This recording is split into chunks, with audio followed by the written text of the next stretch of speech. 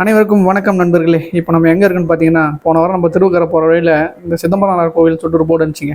என்னடா இது புதுசாக இருக்குன்னு சொல்லிட்டு உள்ளே போய் பார்த்தா, அங்கே உள்ள ஒரு பெரிய கோவில் இருக்குங்க. சூப்பராக இருக்குது அந்த கோவில். இதுக்கே பார்த்தீங்கன்னா, உள்ளே போக போக பார்த்தீங்க அந்த கோயில் கோபுரம் எல்லாமே இப்போ தான் புதுப்பிச்சிருக்காங்கன்னு நினைக்கிறேங்க. எல்லாமே ரொம்ப அழகாக இருக்குங்க. நீங்கள் வேணால் பாருங்களேன் அதை.